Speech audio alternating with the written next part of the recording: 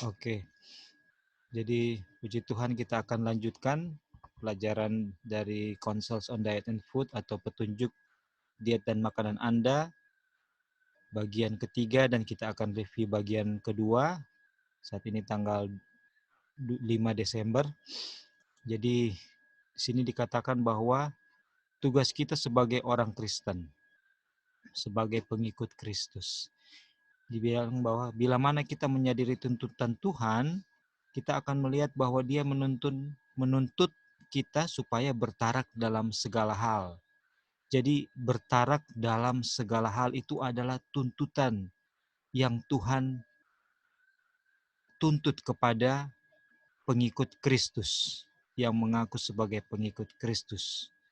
Dikatakan kenapa? Karena kita itu diciptakan. Oh, ini ada yang mau masuk sebentar. Oke, kita admit dulu. Kita diciptakan Tuhan itu adalah untuk memuliakan Tuhan, memuliakan pencipta kita melalui tubuh kita yang apa? Yang sehat dan karakter kita yang indah, iya kan? Karakter adalah hiasan bagi kota New Jerusalem. Nah, kemudian inilah yang dituntut bagi kita, dan tanpa bertarak dalam segala hal maka kita tidak akan bisa menjaga kuasa mental dan moral, sehingga kita tidak bisa memuliakan Tuhan. Dan dikatakan jika engkau makan atau jika engkau minum atau jika engkau melakukan sesuatu yang lain, lakukanlah semuanya itu untuk kemuliaan Tuhan. Bagaimana bisa saya makan tapi memuliakan Tuhan? Karena efek dari apa yang saya makan dan saya minum, itulah yang akan memberi pengaruh kepada tubuh saya dan akan memberi pengaruh kepada kuasa moral saya, attitude saya, karakter saya, sehingga itu akan memuliakan Tuhan. Hasil dari yang kita makan dan minum, itulah yang akan memuliakan Tuhan. Bukan, oh kalau memuliakan Tuhan kita makan makanan yang disajikan dengan cantik gitu ya. Tomat diiris dengan berbentuk bunga, sayur diiris dan dihias, tidak seperti itu. Tetapi makanan yang menyehatkan, itulah yang akan memuliakan Tuhan karena memberikan efek yang membuat persepsi kita akan kebenaran semakin baik dan mengangkat derajat dan moral kita. Dosa bisa dipandang apa adanya sebagaimana Tuhan memandang dosa dan manusia, umat-umat yang tidak jatuh dalam dosa. Dan Rasul Paulus menyatakan dalam konteks yang sama bahwa dia pun di dalam pertandingan iman, pertandingan spiritual, dia pun melatih tubuhnya, anggota-anggota tubuhnya, supaya ketika dia mengabarkan Injil, keselamatan, yaitu Injil yang menyelamatkan, dia pun tidak ditolak. Kenapa? Karena Tuhan akan menolak persembahan korban yang bercacat celah. Kalau di Ka'bah, di halaman, ya di Ka'bah, itu kalau mau mempersembahkan korban harus hewan yang tidak bercelah. Nah, pada saat seorang hamba Tuhan sendiri, dia lalai dalam menjaga tubuhnya untuk menjadi persembahan yang tidak bercacat celah, maka dia pun akan ditolak. Ini yang disadari sekali oleh Rasul Paulus dalam 1 Korintus pasal 9. Dan ini dikatakan bahwa selera adalah hukum yang memerintah. Karena kebiasaan yang salah, moralitas merosot, dan kuasa membedakan perkara-perkara suci sebagian besar dimusnahkan. Tetapi orang Kristen perlu bertarak dengan ketat. Mereka harus mengangkat standar tinggi-tinggi. Pertarakan dalam hal makan, minum, dan berpakaian adalah penting. Seharusnya prinsip yang menguasai bukannya selera atau fantasi. Mereka yang makan terlalu banyak atau makanannya berkualitas rendah akan mudah mendapat kekacauan pikiran. Mereka mudah terjerumus ke dalam berbagai-bagai nafsu yang hampa dan yang mencelakakan, yang menenggelamkan manusia ke dalam keruntuhan dan kebinasaan. Jadi betapa ya kebiasaan makan, minum, berpakaian ini adalah contoh yang lain selain makan, minum, berpakaian secara literal dan juga hal-hal lainnya ya, hal-hal lainnya. Nah, ini sangat penting karena kalau tidak dijaga dengan ketat, maka moralitas akan merosot. Dosa tidak bisa dipandang sebagaimana adanya kejinya, sehingga akan sangat mudah untuk jatuh dalam dosa dan tidak berdaya untuk keluar. Kemudian, hanya mereka yang menghargai prinsip di mana sebagaimana Tuhan Yesus menjaga dia punya tubuh dari hal-hal yang akan mencemarinya. Nah, hanya mereka yang menghargai prinsip ini yang telah dilatih untuk memelihara tubuhnya dengan bijaksana dan di dalam takut akan Tuhan akan terpilih untuk memikul tanggung jawab dalam pekerjaan mengabarkan Injil. Mengabarkan Injil. Jadi nanti ada di kutipan, nanti kita akan lihat bahwa para pekerja Tuhan yang tidak lagi bisa memiliki persepsi yang benar akan kejahatan, moralitas yang rendah karena tidak bertarak, itu harus dibebaskan dari tugas mengabarkan Injil. Jadi ini sangat penting sekali. Kenapa? Karena akan menurunkan standar kan, akan menurunkan. Dibilang mereka sudah lama berada dalam kebenaran namun belum dapat membedakan prinsip kebenaran yang murni dari prinsip kejahatan. Jadi sudah lama berada dalam kebenaran tapi tidak bisa membedakan prinsip kebenaran yang murni dari prinsip kebenaran dari prinsip kejahatan. Karena pengertiannya tentang keadilan, kemurahan, dan kasih Tuhan sudah lama dikelamkan. Harus dibebaskan dari tanggung jawab. Ini harus dibebaskan dari tanggung jawab.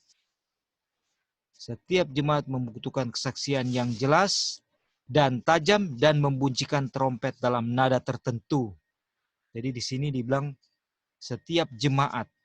Jadi artinya bahwa setiap orang-orang ya, kumpulan orang kan, jemaat kumpulan orang yang konteksnya di sini ya. Kumpulan orang-orang atau di dalam jemaat ya, di dalam yang kayak Joy bilang itu di dalam gereja ini itu disebut jemaat ya, atau gereja-gereja orang banyak, bukan gereja pribadi ya. Dalam gereja orang banyak. Dibilang harus membunyikan, dan juga di dalam pribadi tentu saja harus disusun oleh pribadi. Harus membunyikan trompet dalam nada tertentu. Jadi ini harus itu artinya iris bukan rekomendasi atau didorong atau apa ya. Ini sesuatu yang merupakan tuntutan yang pasti.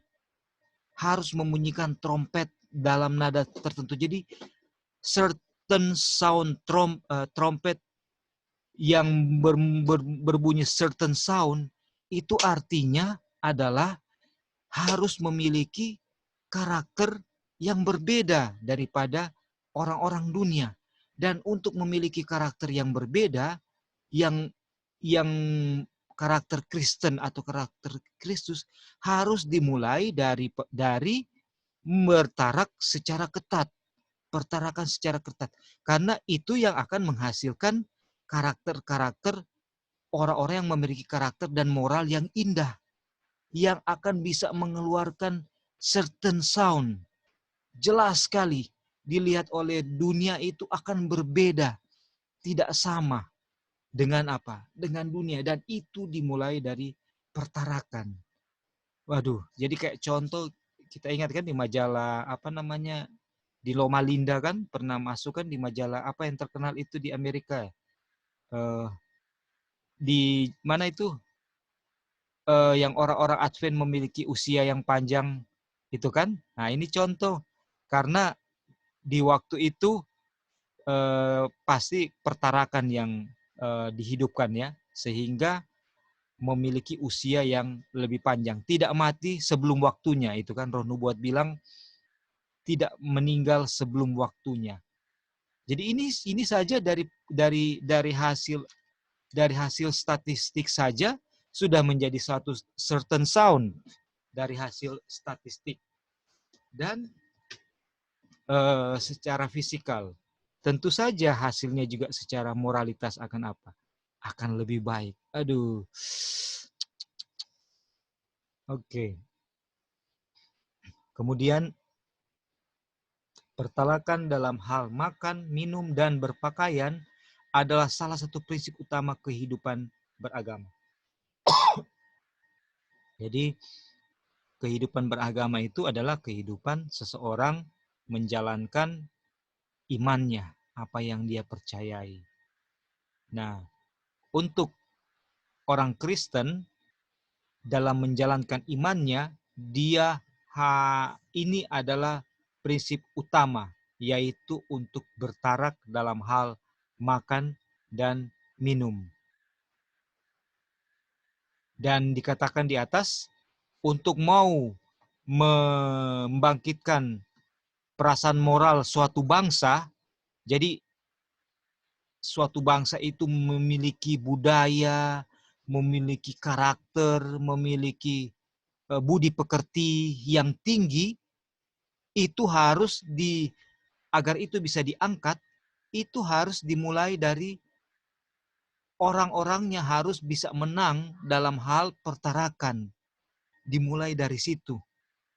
Dimulai dari situ. Kita ingat kan apa Prancis, reformasi Prancis. Ketika hukum dikesampingkan, firman Tuhan ditolak dan diinjak-injak. Saat itu moral bangsa hancur, di mana kejahatan tidak bisa terkendali lagi. Karena penegak hukum juga itu tidak memiliki moral lagi, akan pandang bulu dalam melaksanakan membela, mencari keadilan. Dan orang-orang penguasa-penguasa yang dibela, yang punya uang, dan hancur sekali keadaan pada saat itu di Prancis ya. Orang yang mati tidak dikuburkan dan lain-lain, itu mengerikan sekali keadaannya. Itu kenapa? Karena pemanjaan selera dalam segala hal terjadi di negara itu pada saat itu. Nah, ini adalah pelajaran yang sudah sangat terang benderang di kita, dan dikatakan kesejahteraan kita yang kekal bergantung kepada penggunaan kekuatan dan pengaruh kita dalam kehidupan sama ini. Nah, sekarang hamba selera. Nah, ini kita highlight. Ada segolongan orang yang mengaku percaya kepada kebenaran yang tidak menggunakan tembakau, teh, dan kopi. Namun mereka bersalah dalam memuaskan selera dengan cara lain. Mereka merindukan makanan daging dengan bumbu pedas, kaldu daging, dan sebagainya, dan selera mereka sudah diselewengkan sehingga mereka tidak merasa puas dengan makanan daging itu sendiri kecuali dipersiapkan dengan cara yang merusak. Perut itu dibakar, alat pencernaan dibebani, lagi pula perut itu bekerja lembut untuk membuang beban yang dipaksakan itu. Jadi sudah makan daging, malah ditekankan lagi, walaupun makan daging, malah lebih parah lagi, cara pengolahannya itu dibikin pedas, dibikin pedas dan berbumbu ya, dengan sebagainya. Sehingga pencernaan itu apa? Rusak, akan dirusakkan dan dibebankan. Akhirnya tubuh, lambung akan menetralisir makanan yang seperti yang tidak cocok ini sebenarnya untuk lambung, harus untuk menetralisirnya itu harus bekerja keras. Ketika sudah berhasil dinetralisir, maka tubuh merasa kelelahan. Tubuh akan merasa lelah, letih, dan ingin makan lagi. Aduh, ingin makan lagi.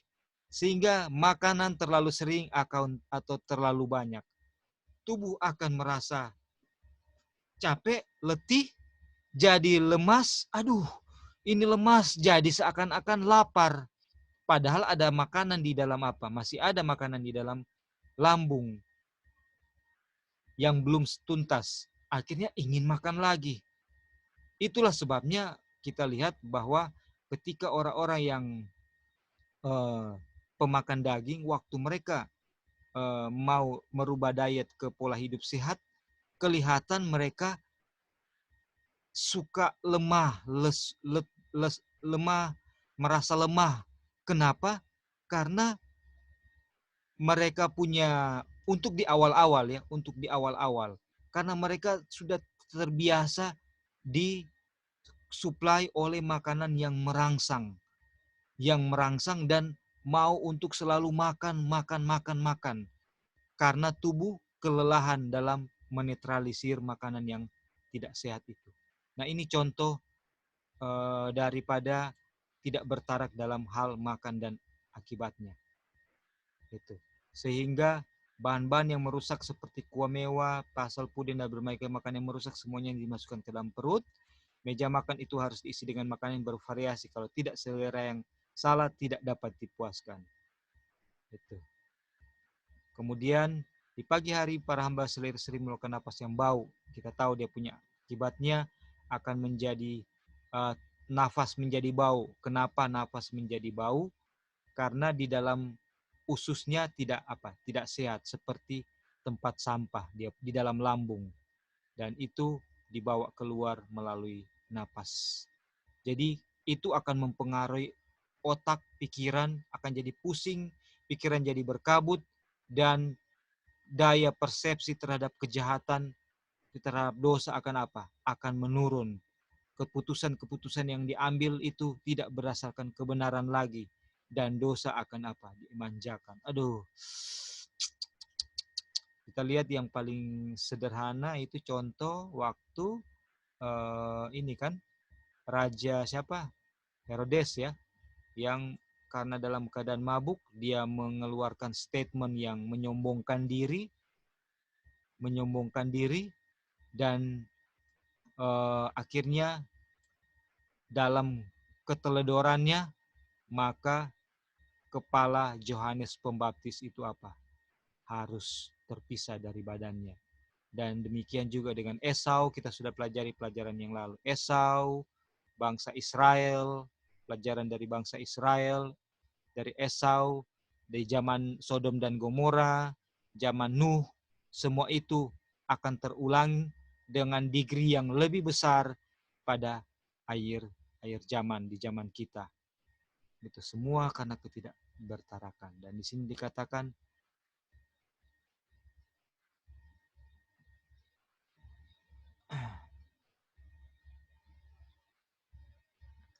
berpuasa ya. Puasa akan membuktikan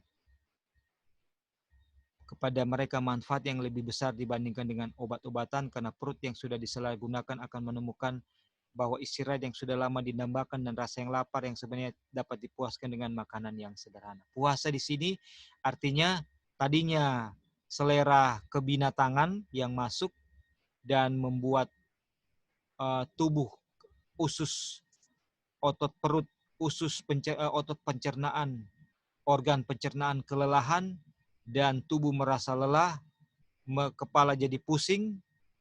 Ketika diet yang benar dilakukan itu seperti puasa. Dan inilah yang sangat dibutuhkan. Bukan melalui obat-obatan. Ketika diet yang benar dijalankan, maka tubuh akan mendapatkan rilis, ya, akan organ pencernaan akan mendapatkan rilis yang dia dambakan, dan akhirnya hanya dengan makanan sederhana bisa mendapatkan kepuasan. Gitu. Jadi betapa pentingnya kesabaran dalam menyangkar diri dalam hal makan dan minum. Dan makanan sederhana akan terasa nikmat, terasa ini. Kemudian dikatakan kapan melakukan ini, melakukan reformasi kesehatan, jangan bertangguh. Jangan bertangguh. Kenapa? Karena semakin ditunda, maka kekuatan inti atau tenaga inti atau vital forces, vital power itu akan banyak tersedot untuk menanggulangi diet yang salah yang masuk ke dalam tubuh. Dan vital forces ini yang terbuang sia-sia akan memperpendek usia kita. Ketika seseorang lahir berdasarkan DNA-nya, setiap orang sudah memiliki vital forces-nya masing-masing. Kalau sehat-sehat, tidak menyalahgunakan tubuh, misalnya bisa hidup sampai 140 tahun, 130, 120 tahun. Ketika disalahgunakan, maka akan terjadi kematian yang dini atau tidak pada waktunya. Dan ini tidak memuliakan apa? Memuliakan Tuhan.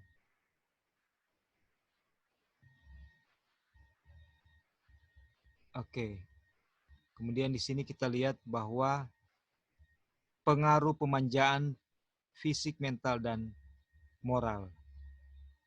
Dikatakan mereka makan terlalu banyak sekalipun waktu makan, sebagian lagi makan di antara waktu makan, setiap kali godaan itu dihadapi. Apabila mereka yang mengaku Kristen ingin memecahkan persoalan yang membingungkan mereka, mengapa otak mereka begitu tumpul, mengapa aspirasi keagamaan begitu lemah, mereka tidak perlu bertanya di luar meja makan. Dalam beberapa kejadian, inilah penyebab utama. Kalau bukan yang lain, mungkin bisa ada yang lain ya, ada yang lain. Ada yang lain yang misalnya kita mengisi channel dari pandangan kita dengan hal-hal yang tidak memuliakan Tuhan, atau gadget-gadget itu kan yang terlalu lama, terlalu yang tidak penting, akhirnya merusak frontal lobe kan, merusak discernment capability, kesanggupan untuk mencerna. Tapi yang paling pertama dan yang paling utama itu adalah karena ini, dalam hal meja makan. Makan tidak teratur, makanan yang berlebihan inilah yang mengakibatkan daya membedakan yang baik dan yang salah itu menumpul. Banyak orang memisahkan diri dari Tuhan dengan memanjakan selera. Jadi bagaimana kita memisahkan diri dari Tuhan? Dengan memanjakan selera, di situ kita memisahkan diri dari Tuhan. Kita tidak perlu mengambil keputusan untuk memisahkan diri dari Tuhan. Tetapi dengan memanjakan selera makan dan selera yang lainnya, maka kita akan memisahkan diri dari Tuhan. Karena Tuhan mengetahui segala sesuatu yang ada di setiap orang, mulai dari helai rambutnya dicatat. Dosa mereka yang memanjakan selera yang salah dengan mengorbankan kuasa fisik, melumpuhkan intelek, dan mematikan kuasa pemahaman moral. Aduh. Jadi kalau kita gabungkan dengan righteousness by faith, pada saat kita belajar the goodness of God, dan kita rindu sekali untuk mau mengikuti Tuhan, mempersembahkan yang terbaik bagi Tuhan, kita mau untuk, karena ada kasih Tuhan di dalam diri kita, karena kita beholding Christ, maka waktu kita tahu prinsip ini, kita akan dengan sukacita, sukarela, dengan penuh kerinduan untuk menjalankan prinsip reformasi kesehatan ini. Dan hasilnya adalah daya membedakan persepsi jahat dan baik itu akan semakin kuat, dan kesanggupan Tuhan berikan untuk mengambil keputusan yang benar. Itu akan ada kuasa di luar kita. Itu yang dikatakan kita memerlukan kuasa yang tidak berasal dari diri sendiri untuk menang. Karena kita sudah demikian terpenjara atau diikat oleh dosa, harus membutuhkan suatu kuasa yang berasal dari luar yang membuat kita bisa untuk menurut. Kuasa apa itu? Kasih karunia Tuhan. Kasih Tuhan yang masuk, kemudian prinsip kebenaran masuk, maka kasih Tuhan yang ada di dalam kita itu yang menyanggupkan kita untuk menghidupkan prinsip kebenaran, yaitu prinsip reformasi kesehatan. Pas kita hidupkan itu dengan kuasa kasih karunia Tuhan, maka kesanggupan untuk menang itu akan diberikan kepada kita menurut hukum fisik, physical law. Itulah sebabnya nanti akan disinggung juga sebentar, Tuhan Yesus ketika diperhadapkan oleh pencobaan yang begitu kuat, dimulai dari pencobaan dari makanan dan minuman, itu dia sama sekali tidak tertarik untuk apa? Untuk melanggar, untuk berbuat dosa. Tidak ada kekuatan sama sekali di dalam dia. Karena apa? Kata Tuhan Yesus, karena aku bergantung kepada Bapa dalam memperoleh kemenangan. Dan apa caranya dia bergantung? Yaitu dia menuruti setiap terang yang sudah dia pelajari. Dia menuruti setiap terang yang dengan menjauhkan diri daripada makanan minuman yang akan mencemari dia punya tubuh. Katakan bila mana kita berdiri di hadapan tahta Tuhan, catatan kehidupan seorang yang akan dihadapkan. Disitulah orang-orang akan dilihat apa yang mereka telah lakukan sekiranya mereka telah tidak merendahkan kuasa yang berasal dari Tuhan. Kemudian barulah mereka menyadari ukuran derajat intelek yang akan mereka peroleh sekiranya mereka menyerahkan kepada Tuhan semua tenaga fisik mental yang telah dipercayakan kepada mereka. Dengan penyesalan yang sangat mendalam, mereka rindu kalau boleh mengulangi kehidupan yang lampau dengan cara yang benar. Pengaruh makan terlalu banyak terhadap fisik dan mental. Aduh, ini kita sekarang Tuhan puji syukur masih ada di probation yang sedang Tuhan izinkan kita jalani hari ini dan seterusnya apabila Tuhan berkehendak. Jadi tidak perlu apa yang barusan kita baca menjadi pengalaman kita. Minta lagi the third probation. Itu tidak akan ada the third probation. Hanya kita miliki adalah second probation. Dan hari ini itulah yang Tuhan kasih bagi kita. Jangan pikirkan hari esok. Kasih karunia kehidupan Tuhan kasih hari ini. Kasih karunia Tuhan kasih bagi kita hari ini. Gunakanlah itu untuk kemuliaan nama Tuhan. Dan kita. Jadi dikatakan bahwa orang-orang yang dipimpin oleh Tuhan akan menjadi peculiar. Akan menjadi peculiar. Harus peculiar, berbeda dengan orang dunia. Tidak boleh sama. Di dalam buku penginjilan dikatakan standar tidak bisa ditempatkan begitu rendah sehingga orang-orang yang mengaku sudah menerima kebenaran tetapi sebenarnya sedang melanggar atau menginjak-injak kebenaran. Jadi kalau tidak peculiar itu artinya sama dengan dunia.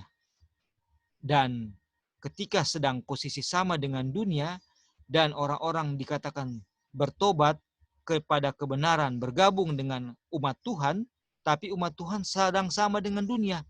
Itu artinya orang-orang yang tadinya secara terang-terangan sadar merasa dia orang dunia dan sedang melanggar perintah Tuhan, sekarang justru merasa sudah jadi umat Tuhan tapi sedang melanggar perintah Tuhan. Itulah yang akan terjadi kalau tidak peculiar, tidak berbeda, tidak memiliki trompet yang certain sound, tapi trompetnya sama. Apa itu?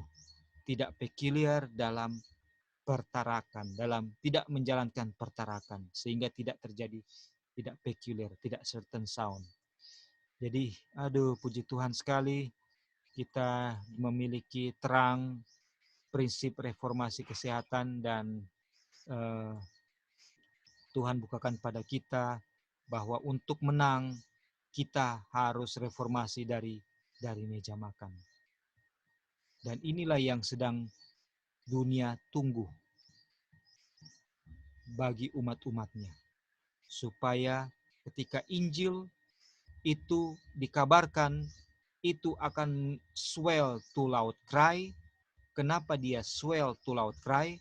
Karena apa yang di-preach, itulah yang dilakukan. Apa yang dihotbahkan, itulah yang dilakukan. Saat ini, yang dihotbahkan tidak sesuai dengan yang dilakukan. Saya khotbahkan saya seorang Kristen. Ya, saya khotbahkan saya sedang seorang Kristen. Pengakuan saya seorang Kristen. Tetapi saya tidak beholding Christ, sehingga saya tidak seperti Kristus. Dan dunia hanya melihat pengakuan atau daun arah. Dan malahan kelanjutan dari kutipan dari buku yang tadi, standar jangan diturunkan, dia punya kelanjutan, dia bilang adalah lebih baik, jauh lebih baik untuk meninggalkan mereka dalam kegelapan sampai mereka menemukan kebenaran dalam kemurniannya. Jadi justru Tuhan yang menahan jiwa-jiwa untuk datang kepada gerejanya. Kenapa? Karena apabila belum certain sound, masih belum berbeda dengan dunia, justru Tuhan katakan lebih baik biarkan mereka dalam kegelapan. Supaya mereka tahu bahwa mereka itu orang dunia yang sedang melanggar. Daripada mereka merasa bahwa mereka umat Tuhan tetapi tidak sadar sedang melanggar. Seperti Laodikia yang jauh lebih sulit untuk disembuhkan dibandingkan oleh orang dunia. Jadi ini adalah panggilan dari Tuhan buat kita semua. Mari kita untuk apa? Untuk mencari Tuhan, cari rahmat Tuhan, kemudian kita mencintai Dia dan mau untuk dibuat mau dan menurut dengan sukarela untuk melaksanakan reformasi ketarakan, reformasi kesehatan, bertarak dalam makanan, minuman, dan pakaian. Itu. Kemudian dikatakan waspadalah menahan penyangkal nafsu makan yang tidak wajar jika kita menciptakan nafsu makan yang menyimpang. Tuh. Ini adalah spesifik. Tuhan menuntut kita untuk membersihkan selera kita dan membutuhkan penyangkalan diri. Tuhan tidak berubah. Dia tidak mengusulkan untuk mengubah organisme fisik kita agar kita dapat melanggar satu hukum tanpa merasa dampak pelanggarannya. Jadi kalau kita melanggar hukum kesehatan dan kita sakit, itu adalah karena Tuhan tidak berubah. Itu sudah ditetapkan di alam sebagai hukum alam, hukum fisik. Kalau Tuhan mau berubah dan akan menjadikan orang-orang melanggar hukum Tuhan dan kemudian tidak sakit, itu artinya Tuhan berubah. Tapi Tuhan dikatakan tidak berubah. Nah, ini kutipan yang terakhir dari pelajaran sebelumnya. Yang kuning ya, kita baca yang kuning-kuning saja. Dikatakan bahwa penebus dunia tahu bahwa pemanjaan nafsu makan membawa kelemahan fisik dan mematikan indera perseptif. Jadi indera yang membedakan yang moral yang baik dan moral yang tidak baik. Sehingga hal-hal yang sakral dan kekal tidak dapat dipahami. Dia tahu bahwa pemanjaan diri merusak kekuatan moral dan bahwa kebutuhan besar manusia adalah pertobatan. Jadi di Ka'bah sebagai pengantara, Yesus menantikan pertobatan, dan iman. Itu yang dia nantikan. Oke. Dalam hati dan pikiran dan jiwa, dari kehidupan pemanjaan diri menjadi penyangkalan diri dan pengorbanan diri. Semoga Tuhan membantu Anda sebagai hambanya untuk memohon kepada para pendeta dan untuk membangunkan gereja-gereja yang sedang tidur. Jadi tidur di sini diibaratkan bagaimana. Jadi ini kan ceritanya pendeta atau gereja. Artinya sebenarnya kan arti pendeta yang mengabarkan yang orang yang lebih dedicated dan spesifik untuk mengabarkan gospel. Dan gereja-gereja ini adalah orang-orang yang mengaku umat Tuhan dan sedang hidup aktivitas, tapi kok tidur karena tidak menjaga apa? Karena pemanjaan nafsu makan. Jadi buat kita sekarang hidup, kita sekarang sedang Bible study, kita sekarang sedang melakukan banyak hal, bahkan untuk pekerjaan Tuhan. Tapi ternyata kita sedang tidur. Kutipan ini katakan kita sedang tidur kalau kita sedang memanjakan nafsu makan. Bagaimana caranya supaya kita bangun? Harus bertarak. Dan setelah kita bertarak dan kita dibangunkan, kita juga harus menolong, memberitahukan, memohon kepada pendeta dan teman-teman kita yang lain. Untuk mari jangan memanjakan nafsu makan yang membuat kita tertidur secara kerohanian. Itu. Dan tidak, orang yang tidur tidak sadar apa-apa kan? Tidak sadar apa-apa. Artinya persepsi yang tidur itu sebenarnya kemampuan persepsinya yang tidur.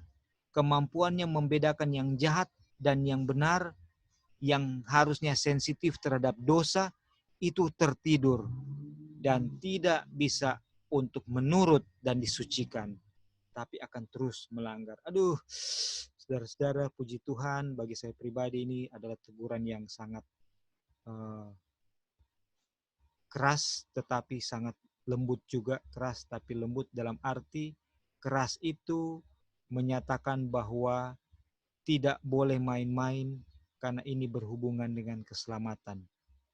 Tapi disebut lembut karena dinyatakan dengan cara yang benar, dengan cara Tuhan. Yaitu pekabaran ini mengarahkan kita, pertama diarahkan kita kepada akibat-akibat yang sudah terjadi, mulai dari Adam dan Hawa, Nuh, Sodom dan Gomora, baru juga yang terjadi kepada perjalanan dari bangsa Israel waktu keluar Kanaan, orang-orang yang gelojo itu kan mati semua, itu akibatnya. Tapi kemudian setelah di situ diarahkan kepada umat-umat Tuhan dan kepada Yesus yang menurut dan memiliki karakter yang indah, yaitu Daniel, Sadrak, Mesak, Abednego, kepada Yesus sendiri. Dan kita sangat bersyukur kepada Tuhan untuk pekabaran ini.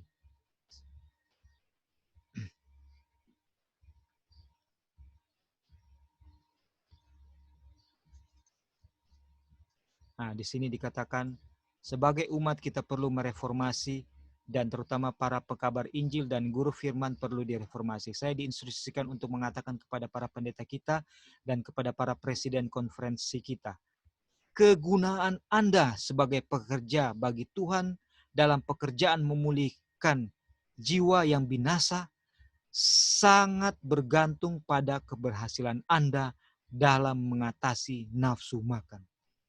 Jadi kita semua adalah dikodratkan oleh Tuhan untuk menjadi minister dengan profesi, dengan talenta masing-masing. Tapi apapun profesi dan talenta kita, baik sebagai pendeta, sebagai guru firman, maupun sebagai guru di sekolah, bengkel, apapun profesi kita sebagai minister yang akan mengabarkan Injil dari kehidupan kita dan perkataan perbuatan kita, itu sangat bergantung keberhasilannya dalam hal bagaimana kita mengatasi nafsu makan. Ini sangat penting untuk kita renungkan, dan dari sini kita bisa mulai untuk apa? Bangun dari tidur rohani kita. Perpanjang hidup Anda dengan pengawasan yang cermat terhadap diri Anda sendiri. Oke.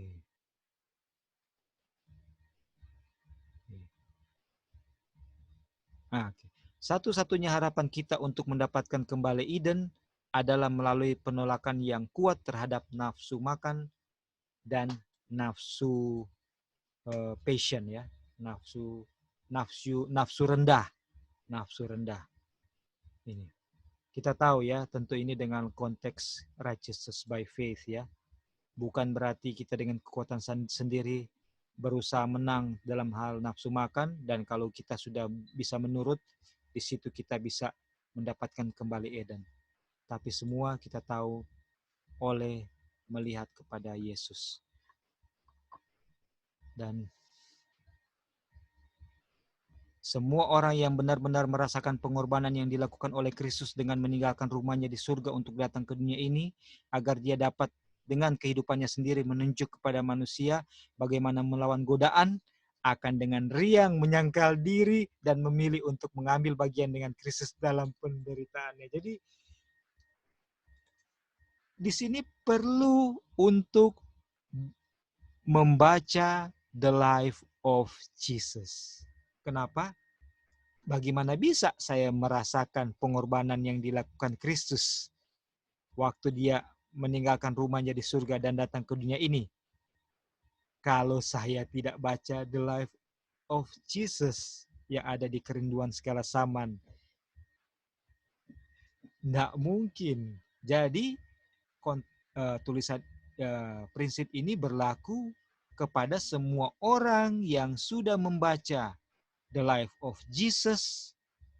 Catatan the life of Jesus atau beholding Christ, dengan membacakan kita beholding. Hanya kepada orang-orang yang beholding Christ, merekalah yang bisa merasakan pengorbanan yang dilakukan Kristus. Dan hanya mereka sajalah yang bisa dengan riang menyangkal diri dan memilih untuk mengambil bagian dengan Kristus dalam penderitaannya. Betul, bisa kan kita baca seperti itu kan? Karena tidak mungkin saya bisa merasakan pengorbanan yang dilakukan Kristus kalau saya tidak memiliki quality time untuk membaca the life of Jesus. Ini banyak sekali mutiara-mutiara buat kita.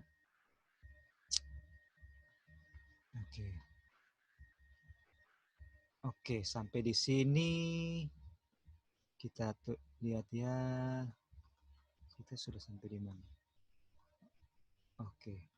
Oke, kita minta sini sudah continue ya, sudah continue kepada new material, kepada material baru atau bacaan yang baru. Dan apakah 1888 ini yang ada di paling atas ini? Kayaknya Brother Onang ini. Apakah betul? Kalau betul, boleh tolong bacakan dari teks, kita ganti-gantian membaca. Halo. Ya. Terdengar? Oh, siapa 1888? Dion. Halo. Iya. Bisa dengar? Iya, bisa dengar. Silakan Bro. Dengan Bro siapa ini? Victor. Aduh. Gini soalnya baru muncul tuh 1888. Kita pikir Brother Onang yang join. Oke, silakan Kak Victor. Dari sini, takut akan Tuhan, ya. Oke.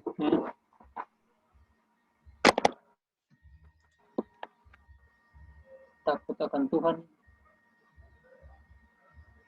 Takut akan Tuhan adalah awal dari kebijaksanaan.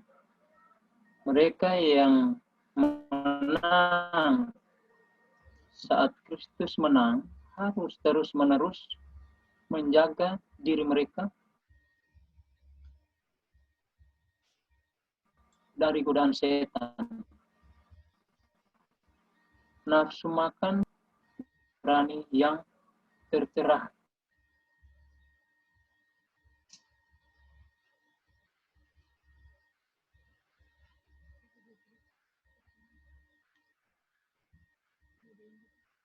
Halo Kak, signalnya drop ini kayaknya Kak Victor, koneksinya.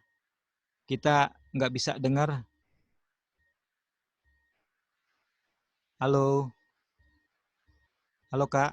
Aduh, oke.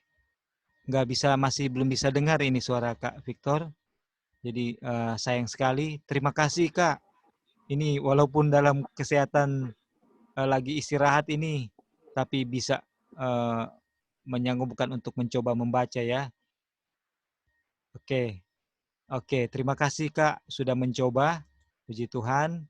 Kalau gitu kita minta ke. Iya, soalnya jaringan yang putus-putus. Ini kedengaran tapi yes masih hilang-hilang. Ya, oke Kak. Thank you, thank you. Kalau gitu apakah BS siapa ini BS?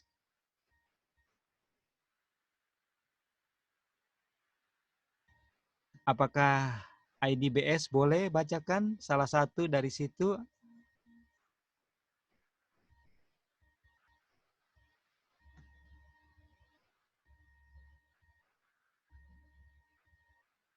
Oke, kalau begitu kita minta pada Bro Dolphin biar masih mungkin agak agak ngantuk-ngantuk. Oke, boleh dari nafsu makan dari sini aja, Bro. Ya.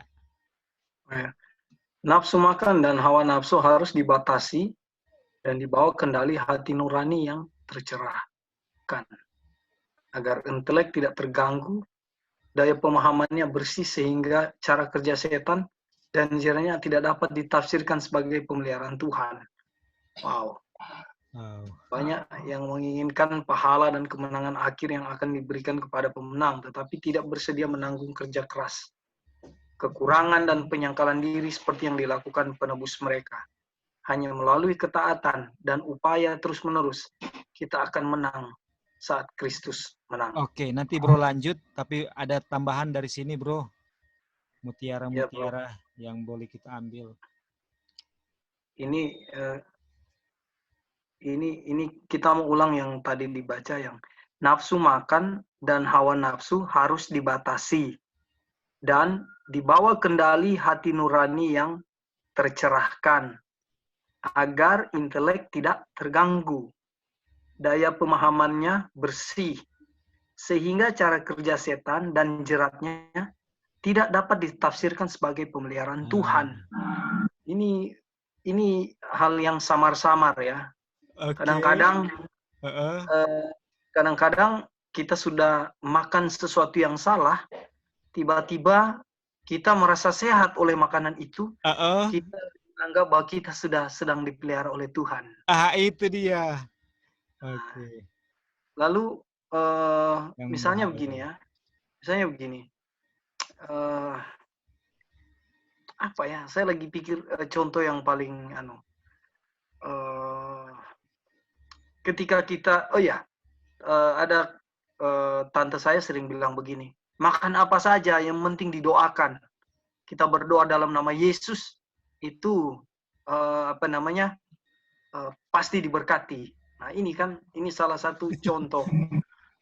Saudara, jangankan jenis makanannya ya, porsinya pun berlebihan kan sudah berdosa. Porsi, betul. Dan iya, ada orang bilang begini, saya kalau sakit saya makan banyak sampai 3 piring. Wih, ini karena banyak orang sakit tidak bisa makan. Tapi ini saudara saya yang satu, saya kalau sakit makan banyak. Padahal kalau dia lagi sakit 1 kali makan 3 piring, sudah bayangkan itu dianggap sebagai satu pemeliharaan Tuhan. Ini jangan kita Iya, itu yang berbahaya. Ada jangan set kutipan tadi di atas kan, sedang melanggar tapi merasa sedang mengalami dipelihara Tuhan. pemeliharaan Tuhan. Iya. Dan ini dikatakan apa? Kerja setan dan jeratnya. Nah, Oke. di kutipan yang di bawah, banyak yang menginginkan pahala dan kemenangan akhir yang akan diberikan kepada pemenang, tetapi dia tidak bersedia menanggung kerja keras, kekurangan, dan penyangkalan diri. Saudara, waktu saya di country living beberapa bulan terakhir ini, itu kan kita makan sayur-sayur yang dibeli di pasar dan sayur-sayur yang kita Tanam. petik yang ada di sekeliling kita kan. Iya. Nah, kalau kita ada di kota, kemungkinan kita masih bisa makan capcay. Nah, Iya. tapi sampai kalau di country kita cuma makan yang direbus atau yang Iya. ditumis Iya. atau apalah jenisnya ya. Iya. Dan itu berulang-ulang setiap hari. Wow. Jadi, saudara, kalau kita tidak mau belajar untuk merasa harus dalam keadaan seperti ini, kurang. Kita akan terus ada di jerat setan. Kalau kita tidak mau menyangkal hal ini, ketika turun ke kota, saudara akan cari lagi makanan yang saya rindukan waktu saya dulu, saya sering makan, tapi karena saya ada di country living, saya sudah tidak makan lagi, dan saya waktu ke kota, saya mau cari lagi makanan itu. Nah, ini bukan satu penyangkalan diri. Iya. Nah, seperti yang dilakukan penebus mereka, Tuhan Yesus banyak menyangkal ya. Nah, ini yang terakhir. Hanya melalui ketaatan dan upaya terus-menerus. Ini saudara, kalau kita mau firman Tuhan hidup di dalam kita, itu hidup di dalam kita, ini ketaatan dan upaya terus-menerus bagian kita itu adalah yang kita sebut yang kita sebut mengizinkan Tuhan. Iya, mengizinkan betul. Tuhan mengerjakan keselamatan kepada kita. Iya, Itu betul. terus harus dilakukan. Betul. Sehingga apa katanya? Kita akan memiliki kemenangan Kristus. Itu dulu bro sementara. Ada yang lain mungkin? Ya, mungkin ada yang lain mau menambahkan, ini penting sekali ini. Aksi and reaksi. Proses dan result. Jadi jangan mengubah hasil ya. Kita jangan berusaha mengubah jangan mengubah penurutan. Jadi jangan mengubah saya mau menurut, tetapi saya tidak mau mengubah kita punya prinsip hidup sehat. Nggak bisa. Bro. Iya kan? Ini bro. Iya. Di atas itu ada tulis, mereka yang menang saat Kristus menang harus terus-menerus menjaga diri mereka dari godaan setan. Artinya kalau kita, kutipan ini menjelaskan bahwa ada orang-orang yang menang dari setiap pergumulan. Misalnya, Superme. Saya waktu di minggu yang lalu ada sahabat saya, hujan-hujan, dia tidak bisa, waktu itu dia turun ke kampung, karena hujan, malam dia tidak bisa balik lagi ke kampung, dan pagi-pagi masih hujan, ke kebun, dan pagi-pagi masih hujan. Saya telepon dia bilang, wah ini saya belum sarapan, tapi kayaknya saya mau sarapan Superme. Nah, lalu saya nyeletuk bahwa, wih itu pakai telur enak. Dia bilang, oh itu pasangannya. Nah, hujan. Iya, hujan-hujan makan Superme panas-panas itu kita tahu semua rasanya ya, kecuali yang tidak pernah hidup di Indonesia. Nah, jadi kita mau lihat selera ini, selera lama itu kalau kita pancing itu bisa tergoda. Akibatnya waktu saya pulang ke Manado, terngiang-ngiang lah di kepala saya, Superme pakai telur. Wah, saudara, ini ujian yang gampang. Tapi kalau saya bisa menang, itu karena Kristus yang membuat saya menang melalui firman-Nya yang ada di dalam saya. Itu artinya Kristus di dalam saya. Amin. Thank you, bro. Puji Tuhan. Thank you. Oke, jadi di sini yang mau kita ulangi lagi adalah prinsip aksi and reaksi. Jangan kita mengubah reaksi, kita nggak bisa mengubah reaksi. Contoh misalnya, contoh reaksi pencampuran dua buah unsur yang berbeda, kita sudah tahu dia akan menghasilkan apa. Nah, kita nggak bisa rubah itu. Tapi yang bisa kita rubah adalah unsurnya yang dirubah. Supaya dia tidak meledak misalnya. Misalnya contoh bensin dengan api. Kita waktu itu ketemu pasti akan apa? Menyala. Hasilnya akan menyala. Jadi kita jangan mengubah, tidak bisa merubah bahwa bensin dan api itu tidak akan menyala. Tidak bisa. Nah, bagaimana? Tapi kenyataannya dalam kehidupan kita lakukan itu. Kita mau menurut Tuhan, tapi kita tidak mau apa? Mau untuk mengendalikan selera makan. Dan itu adalah suatu hal yang mustahil menurut pelajaran-pelajaran yang sudah sedang kita pelajari. Itu mustahil. Api ketemu bensin, dia tidak akan menyala. Mustahil. Mustahil kita yang masih melanggar selera makan kita masih kita langgar, selera makan yang benar, mustahil untuk kita bisa menurut. Nggak mungkin. Hasilnya tidak akan berubah itu. Kalau kita mau berusaha di situ, itu tidak akan pernah berhasil. Dan di dalam terang reformasi kesehatan, kitalah yang punya terang ini. Yang punya akses. Setiap orang yang punya akses terhadap buku tulisan Roh Nubuat, itu mengetahui kuncinya. Dan sekarang sedang kita bahas. Jadi jangan coba-coba atau mari kita lihat. Kalau kita kasih kepada Tuhan, kita mau untuk memberikan yang terbaik baginya, mari kita rubah dari prosesnya. Tapi jangan rubah di apa? Kita rubah di awalnya ya, proses awalnya. Dia punya unsur-unsur apa yang masuk. Tapi kalau hasilnya, kalau sudah masuk, itu hasilnya akan apa? Masuk ke tubuh, hasilnya akan membuat tubuh jadi lemah, tidak bisa lagi menghargai kebenaran dengan sebenarnya. Sama dengan kita bilang, saya mau masukkan sesuatu yang tidak benar lewat mata juga. Lewat indera mata, persepsi mata. Nanti saya tidak akan bla bla bla. Tidak bisa. Kalau sudah masuk, hasilnya kalau firman Tuhan akan menghasilkan kasih kepada Tuhan.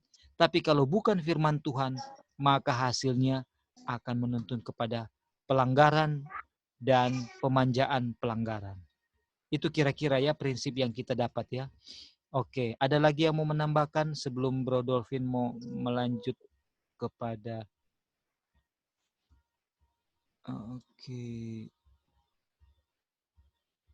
Oke, dari sini ya, yang di-highlight kuning. Oke, boleh lanjut bro. Sampai tinggal ini kok, satu paragraf. Oke. Kekuatan pengendali nafsu makan akan membuktikan kehancuran ribuan orang. Jika mereka berhasil menaklukkan hal ini, mereka akan memiliki kekuatan moral untuk mendapatkan kemenangan atas setiap godaan setan lainnya. Sorry bro, di atas ini bagaimana? Kekuatan pengendalian nafsu makan akan membuktikan kehancuran ribuan orang. Jadi kalau bahasa Inggris, controlling power of appetite. Jadi kesanggupan atau kuasa dalam mengandalkan appetite, selera makan, itu dia punya. Oke. Ya. Terlanjut ya. Tetapi mereka yang menjadi budak nafsu makan akan gagal dalam menyempurnakan karakter Kristiani. Ini yang menjadi budak nafsu makan. Ya, ini kebalikannya dari yang di atas. Ya. Di atas itu positif. Ketika otot atau kesanggupan saya untuk mengendalikan nafsu makan saya kuat, maka saya akan positif di atas, akan memiliki kekuatan moral untuk mendapatkan kemenangan atas setiap godaan. Tapi kalau otot saya lemah, saya nggak bisa kendalikan nafsu makan, hasilnya yang merah di bawah ini, negatif. Jadi budak nafsu makan dan gagal. Ada pertanyaan, tapi mau lanjut dulu ini ya? Atau boleh. Sampai di situ atau lanjut sampai? Silakan yang mau bertanya supaya nggak kehilangan ini topiknya. Iya. Oke, di sini kan tulis, tetapi mereka yang menjadi budak nafsu makan akan gagal dalam menyempurnakan karakter Kristiani. Ya. Sekarang, kalau ukurannya gagal menyempurnakan karakter Kristiani itu adalah melalui makan ya. Nah, sekarang begini. Kita sudah vegetarian, yang lain sudah vegan, ya kan? Iya. Nah, tapi kok masih berdosa terus, masih jatuh-jatuh terus. Berarti karakter Kristus itu belum bisa jadi di dalam kita. Pertanyaannya, apa yang salah dengan makanan vegetarian? Apa yang salah dengan sekali ini pertanyaannya, luar biasa. Oke. Jadi apa yang salah? Kita udah vegetarian, atau masih Iya, artinya sudah vegetarian, dosa. artinya sudah menang dalam mengatasi nafsu makan kan? Tapi kok Harusnya. masih jatuh gitu ya? Ya, jatuh dalam banyak hal, bukan cuma masalah makanan. Ini karena bicara karakter Kristus kan? Iya, iya. Nah, itu. Mungkin ada yang bisa jawab. Mungkin ada yang bisa menjawab. Silakan teman-teman. Pertanyaan yang baik sekali. Ada. Bro, harusnya kan begini. Dari kita sudah vegetarian, kayak saya udah hampir mau 6 tahun sekarang. Iya. Harusnya sudah tidak lebih berdosa dari waktu masih sebelum vegetarian kan? Begitu juga semua orang yang mengaku belajar person truth, ya kan? Iya, iya. Harusnya tidak lebih berdosa, tapi kenapa masih aja ada dosa, ya kan? Iya, betul. Gitu. Betul. Jadi ada yang mau melengkapi dan mau menjawab? Ya, silakan tadi suara siapa? Ada yang mau boleh menjawab pertanyaan dari Bro Dolphin? Di sini firman Tuhan katakan, kalau kita punya kesanggupan untuk mengendalikan nafsu makan itu bisa kuat sehingga kita bisa mengendalikan nafsu makan, maka dari situ bisa memiliki kekuatan moral untuk mendapatkan kemenangan atas setiap godaan. Tetapi kenyataannya ada yang sudah vegetarian tapi masih jatuh. Nah, masih bisa jatuh. Halo Kak. Ya, silakan Joy, bisa Joy, silakan. Ya, jadi orang itu jatuh kan bisa banyak hal ya, bukan hanya dalam soal makanan. Jadi bisa saja mungkin kurang tidur. Nah, kalau kurang tidur kan sometimes bangun paginya kayak rasa pusing gitu untuk mau menghadapi pencobaan kan. Kalau kepala puyeng itu kan akan lebih susah lah gitu. Dan sometimes kebanyakan orang jatuh gara-gara lack of sleep.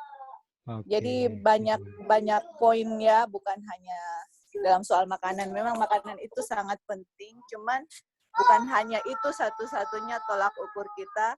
Kalau saya sudah vegetarian, seharusnya bisa menang dan tidak jatuh. Well, seharusnya begitu ya, tapi kan hidup kita itu bukan hanya dalam soal makanan, banyak hal-hal yang lain. Apalagi kalau nggak mengerti righteousness by faith, udah health reform tapi nggak ngerti righteousness by faith juga kan, itu poin yang paling besar juga kan Kak.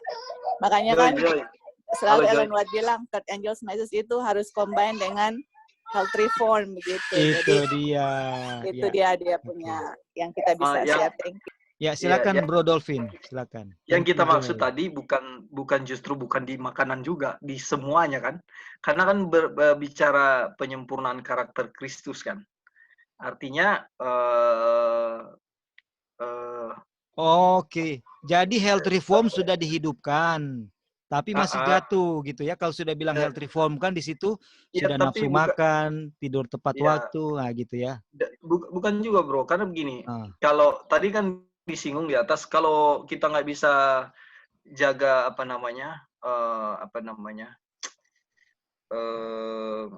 makan kita ini, kita akan jatuh kepada dosa-dosa yang lain kan. Artinya begini. Jadi yang saya bilang tadi bukan fokus di makanannya, justru ini bicara karakter Kristus dalam segala hal kan. Jatuh di A, di B, karena kita salah makan lah, salah apa. Tapi juga bukan justru karena makanan yang, ngerti enggak, Bro?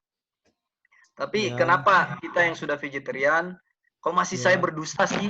Misalnya, ya, saya vegetarian, kok saya masih tipu orang sih misalnya. ya, Lalu hal-hal yang seperti itu yang maksud saya. Nah, sehingga atau itu contoh ya. Atau hal apa aja deh yang harusnya ketika kita vegetarian kita tidak apa namanya ya. bisa lebih dari dosa-dosa yang lama itu yang nggak anu lagi kan. Memang betul yang Joy bilang, bukan cuma faktor dari makanan aja, banyak perkara ya, banyak Ya, perkara membuat itu. ya. Thank you, Bro. Oke. Ya, jadi memang betul tadi apa namanya, Joy sudah kasih dia punya kata kunci RBF, righteousness by faith. Jadi ketika konteks yang dimaksud di sini, kalau kita mau coba tambahkan, adalah secara lengkap Injil itu. Jadi mengendalikan nafsu makan itu adalah bagian daripada pekabaran righteousness by faith. Nah, ada yang melakukan mengendalikan nafsu makan di luar daripada terang righteousness by faith. Dan itu pasti bukan inilah yang dimaksud oleh kutipan itu, pasti akan gagal. Tapi kutipan yang kita baca ini adalah yang kayak Joy bilang, bahwa kita menang dalam mengendalikan nafsu makan dan akan menuntun kepada kemenangan daripada pelanggaran lainnya yang biasa kita lakukan, sehingga kita bisa menyempurnakan karakter Kristiani, adalah karena kita mengendalikan nafsu makan dan menang itu karena terang righteousness by faith. Dan pasti kutipan ini berkata dengan konteks demikian, ya kan? Jadi waktu saya sedang mau memilih menu saya, ya kan? Aduh, tapi saya sudah ada godaan untuk ambil ini tapi nggak sesuai misalnya. Tapi kita ingat, aduh, Tuhan Yesus tidak mau untuk melanggar. Ini harus berpantang betul-betul. Kemudian, aduh, Tuhan Yesus katakan, saya menang karena Bapa yang memberi kemenangan kepada saya. Jadi, wah, saya juga bisa menang memilih itu karena saya ingat waktu itu bahwa Tuhan Yesus mati bagi saya dan lain-lain ya. Terang righteousness by faith. Kristus yang ditinggikan. Dan ketika saya menurut bisa menang makan waktu itu, saya akan bersyukur kepada Tuhan dengan secara natural, dan saya tidak akan dan itu merupakan bukti bahwa dalam hal lainnya juga saya akan menang dengan cara yang sama. Dengan cara yang sama dan lengkaplah penurutan itu karena didasari oleh cinta kepada Tuhan. Maka hasilnya adalah makanan yang sehat yang masuk akan memberikan persepsi yang lebih baik lagi kepada fisik, sehingga kita akan lebih mengerti. Roy, ini kok cuma sedikit kenapa DP diskon? Pak, ini ada diskon ya 20%. Mau dicatat di nota enggak diskonnya? Aduh, ada diskon. Tapi dari toko sudah mengerti kan, toko-toko itu sudah ngerti supaya dia dapat pelanggan dari supplier, dia pakai bahasa itu. Dia bilang begini, Pak, diskonnya ini mau dicatat di nota enggak? Artinya dia kasih kesempatan kepada pembeli yang merupakan departemen pembelian, procurement di perusahaan atau purchasing untuk, wow, kalau saya tidak masukkan di nota, maka kembaliannya itu masuk ke kantong saya. Nah, itu contoh yang kecil ya. Tapi waktu saya sedang berkabut, pikiran saya berkabut karena persepsi tidak baik, karena pelanggaran hukum kesehatan, gampang sekali kita bilang, iya, begitu saja. Tapi waktu kita punya fisik lagi baik karena hasil daripada menuruti hukum kesehatan, maka ini no, sudah Pak, nggak usah tanya, masukin yang harus dimasukin. Nah itu disitulah yang dia maksud ya, kita akan memiliki otot yang lebih baik dalam mengalahkan pencobaan. Ya ini dari kita, tapi pasti belum lengkap. Ada lagi teman-teman yang lain yang mau menambahkan. Yang ini kita coba jawab yang bisa ya. Dari Joy juga tadi sudah. Atau Bro Dolphin, bagaimana Bro? Mungkin masih belum kena dengan pertanyaan. Ya sudah Bro. Jadi betul tadi yang disinggung tentang righteousness by faith. Di situ kan terjawab semua ya. Kan sudah ada urutannya, kita belajar step to Christ, semua itu kan bagaimana bisa memiliki karakter Kristus ya. Thank you Bro. Iya, puji Tuhan. Dan ini akan lebih indah lagi kalau bagi saya pribadi juga, kalau memang dengan pertolongan Tuhan bisa di-apply dalam kehidupan kita continuously. Karena ini biasanya tips itu, trik dan tips atau resep itu kalau itu disimpan ya untuk jadi kekuatan dagang dalam persaingan, bisa bagaimana menghasilkan satu produk dengan bahan baku yang murah, ada dia punya substitute raw materialnya sehingga lebih murah hasil produksi, hasil yang biaya produksinya. Tapi ini Tuhan sudah kasih bagi kita dan biasanya itu mahal sekali harga resep. Kalau di dalam teknologi militer misalnya, untuk misalnya Indonesia sedang berusaha untuk membangun satu alat militer misalnya ya, misalnya membuat roket ya, mau biaya riset and development-nya butuh waktu, dan sekarang sudah dikasih secara cuma-cuma oleh Tuhan untuk menang. Ada yang menggunakan teknologi reverse engineering, bahan produk yang sudah jadi dibongkar, dilihat, dan diproduksi sama persis dengan dirubah sedikit, akan menggunakan menghemat waktu. Tapi ini resep ini sudah datang langsung dari surga. Jadi bagi kita yang rindu untuk mau dikuduskan oleh penurutan yang sempurna kepada perintah Tuhan, sudah dikasih resepnya. Aduh. Dan sehingga kita bisa memiliki persepsi yang lebih baik untuk kebenaran. Oke. Apakah GC, ya Kak Gladys boleh dalam posisi yang nyaman untuk membaca?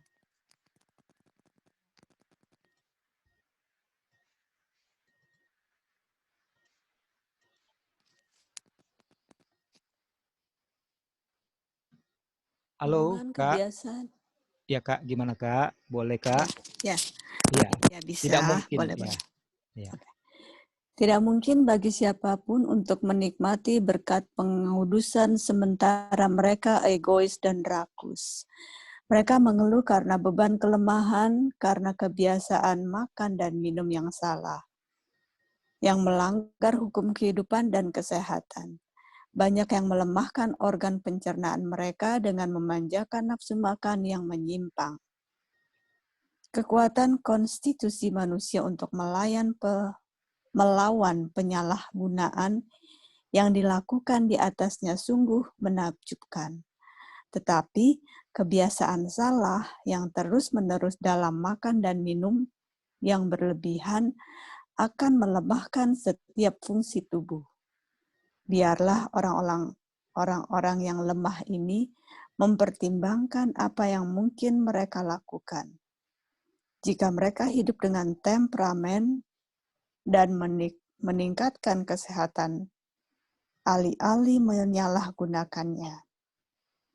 Dalam pemuasan nafsu dan nafsu yang menyimpang, bahkan orang-orang yang mengaku Kristen melumpuhkan sifat dasar atau watak dalam pekerjaannya dan mengurangi kekuatan fisik, mental, dan moral. Beberapa yang melakukan ini mengaku disucikan di hadapan Tuhan, tetapi klaim seperti di atas tidak berdasar. Iya. Oke, Kak. Kira-kira apa yang sedang mau diangkat dari kutipan ini, Kak? Agak ini juga ya. Oke, ini dia. Iya. Wow. Ini kalau dibilang kata rakus ya. Rakus itu kedengarannya kasar, tetapi yang kita lakukan, yang kalau kita sudah menikmati makanan yang kita sukai, makanan yang jarang-jarang, yang tiba-tiba ada, itu dia. Golojo. Iya, jadi ingat durian ya kalau kita pribadi. Aduh. Aduh, itu dia. Ada yang mau makan sampai benci, saking jarangnya, setelah ada, makan terus. Itu dia ya. Oke. Wow. Dan di sini dibilang juga artinya itu kebiasaan yang salah. Mestinya di saat, saya pernah baca artikel, di saat itu kita mau lagi, Iya. berhenti Stop. Iya. makan itu. Itulah Artinya itu pertarakan baru, ya yang sebenarnya ya. betul, itu pertarakan, itu kontrol diri, dan disitulah kita menikmati dan mensyukuri kita sudah bisa makan itu. Iya. Itu dia ya. Ya, tapi itu teori, prakteknya susah karena makin enak, aduh mau terus-terus. Ini mulut masih suka mengunyah, tetapi perut sudah menolak, Iya. itu dia. Pengontrolan ini tidak bisa kerjasama antara mulut, kenikmatan, dengan perut Iya. yang sudah tolak dan tolak. Yang Iya. alhasil, di sini dibilang akan melemahkan setiap fungsi tubuh. Kalau yang sudah darah tinggi, sudah yang mungkin arthritis, apa nih, asam urat ya. Asam urat. Ini iya katanya nggak boleh ya karena dia panas ini durian. Namun di sisi lain itu vitaminnya tinggi. Nah, jadi coba pengontrolan dirinya kalau memang Iya. fungsi tubuhnya nggak bisa ambil itu makanan yang enak sekali, dikikis konsumnya. Oke, tetapi kalau yang bukan berarti juga ya nggak masalah, silakan saja. Well, marilah kita jaga kita punya tubuh, fungsinya bisa berjalan dengan lancar kalau kita bisa makan secukupnya. Iya, betul Kak. Thank you Kak. Tambahan yang terakhir itu sangat apa ya? Tambahan yang penting bahwa kita jangan mengukur porsi kita dengan orang lain kan. Ada orang lain yang makan durian dia bisa lebih, ada yang cukup sedikit, tetapi yang bisa lebih pun tetap dia bisa lebih dibandingkan yang lain, tapi tetap dengan koridor bahwa tidak berlebihan secara sampai sudah ini ya, secara porsi bisa lebih karena fisiknya ya, tapi juga yang kita belajar adalah tidak juga dalam konteks sudah jadi rakus, sudah porsi yang berlebihan, porsi berlebihan. Jadi pelajaran bagi kita adalah kita lebih mengenal fisiknya kita masing-masing secara spesifik, tetapi secara general itu hukum fisiologi tubuh, hukum alam itu berlaku sama gitu ya.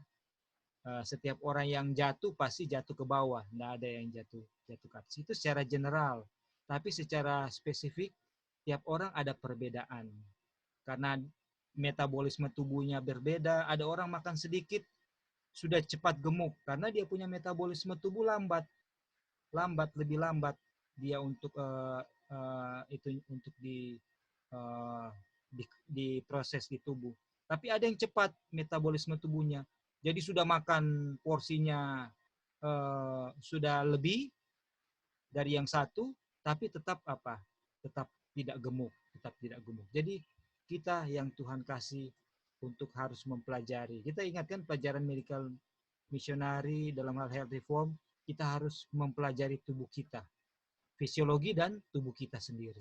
Itu. Oke, thank you. Nah, apakah Gita di bawah Kak Gladys ada Gita? Ini sudah beberapa kali agak mungkin koneksi kurang bagus atau gimana? Apakah sekarang bisa Git? Halo Kak, apa bisa kedengeran? Bisa. Silakan. Anak laki-laki menghormati ayahnya dan menjadi hamba tuannya. Jika kemudian aku menjadi seorang bapa, di manakah kehormatanku? Dan jika aku menjadi seorang tuan, di manakah ketakutanku? Demikianlah firman Tuhan semesta alam kepadamu, hai para imam yang merendahkan namaku. Dan kamu berkata, di manakah kami membenci namamu? Kamu mempersembahkan roti yang tercemar di atas mezbahku, dan kamu berkata, di manakah kami telah mencemari engkau? Dalam hal itu kamu berkata, meja Tuhan itu hina. Dan jika kamu mempersembahkan buta untuk pengorbanan, bukankah itu jahat? Dan jika kamu mempersembahkan yang lumpuh dan sakit, bukankah itu jahat? Persembahkan sekarang kepada gubernurmu. Akankah dia senang denganmu atau menerima orangmu? Firman Tuhan semesta alam. Kamu membawa yang robek, yang lumpuh, dan yang sakit. Demikianlah kamu membawa persembahan. Haruskah aku menerima ini dari tanganmu? Oke, Demikianlah Git. firman Tuhan. Sampai sini, Git. Ini konteksnya apa ini, Git? Nah, Eh, sorry. Ini mungkin kita yang terakhir ya, karena kita sudah ini waktu. Silakan, Git ya. Oke. Iya Kak, mungkin yang kita tangkap di sini Kak, jadi ini kan konteksnya tadi hukum kesehatan kan Kak. Jadi Iya. apakah kalau kita sudah tahu hukum kesehatan itu, kalau misalnya ada orang yang bertamu atau saudara-saudara kita datang, apakah kita mau persembahkan makan kepada mereka itu yang tercemar di hadapan Tuhan gitu Kak? Roti yang tercemar. Yang tidak baik ya. Oke. Iya, yang tidak baik itu Kak. Jadi makanya dibawakan dibilang kamu membawa yang robek, yang lumpuh dan yang sakit. Demikianlah kamu membawa persembahan. Haruskah aku menerima ini dari tanganmu? Demikianlah firman Tuhan. Ya, jadi iya Kak. Jadi poin yang kita ambil dari sini adalah kalau kita sudah tahu terang, terutama dalam konteks ini adalah hukum kesehatan, apakah kita juga maksudnya mau jadi terang gitu untuk saudara-saudara kita. Jadi walaupun ada acara atau apapun, mau nggak kita kayak sekalian ngabarin hukum kesehatan itu loh Kak. Jadi bukan untuk memuaskan mereka. Kalau ada pesta kan biasanya lebih pentingin yang penting tamunya senang. Tapi apakah kita mau sekalian mengabarkan pekabaran Tuhan gitu Kak, terutama dalam hukum kesehatan ini dengan memberikan makanan yang sehat. Yang sehat. Oke. Terima kasih Gita. Jadi itu aplikasi yang baik ya, yang kita sudah sampaikan, bahwa baik bagi kita sendiri maupun bagi orang lain itu harus saling mendukung untuk menghidupkan terang reformasi kesehatan. Karena kita dan orang yang lain juga ujung-ujungnya akan dibawa kepada God shall bring every work into judgment. Ya kan? Whether it is good, whether it is evil. Apakah itu baik dan benar, Tuhan akan membawa segala sesuatu kepada pengadilannya. Dan ingat, salah satu persembahan yang kita bawa kepada Tuhan itu tubuh kita harus apa yang Tuhan minta? Harus yang terbaik, tidak bercacat celah. Jadi kalau kita melanggar hukum kesehatan, pada akhirnya tubuh kita tidak diterima, kita pun akan ditolak. Dan kalau kita juga tidak mendorong, membantu orang lain untuk melakukan yang sama, dan orang lain ditolak, maka dosanya juga akan ditimpakan kepada kita yang sudah mengetahui prinsip kebenaran. Jadi di sini amaran Tuhan kasih, Tuhan tidak mau tubuh kita yang bercacat pada saat kita akan memasuki pesta pernikahan anak domba. Karena waktu tubuh kita bercacat, maka kita tidak sedang mengenakan wedding garment. Karena the righteousness of Christ tidak kita pakai. Kita tidak menurut akan kebenaran Kristus. Itu yang menjadi yang perlu kita ingat, kita apply, dan pada akhirnya sebelum kita tutup, kita diingatkan kembali bahwa marilah kita mengubah kepada proses jangan mengubah kepada hasil. Pelajaran ini membuka mata kita bahwa hasil daripada pelanggaran karena fisik kita yang daya kesanggupan kita melihat dosa itu menumpul. Dan kenapa dia menumpul yang menghasilkan pelanggaran terus-menerus dan tidak ada kesanggupan untuk menurut? Karena pelanggaran hukum kesehatan, diantaranya pola makan atau diet yang salah dan pelanggar tidak bertarak yang lain-lain juga. Jadi Tuhan menunjukkan kepada kita dalam kebaikannya, mari kita rubah di proses makan kita. Apa yang akan kita makan, jam makan, porsinya, dengan dilandasi oleh kasih kepadanya, mau mempersembahkan tubuh kita sebagai satu persembahan yang hidup, kudus, dan berkenan kepadanya, itu landasannya, maka kita akan menjaga jam-jam makan, porsi makan, apa yang akan kita makan, karena kita begitu mengasihi Tuhan. Oke, ada yang mau menambahkan satu orang sebelum kita tutup? Dipersilakan. Bro langsung tutup doa nanti ya bro. Iya. Oke. Ada yang mau menambahkan?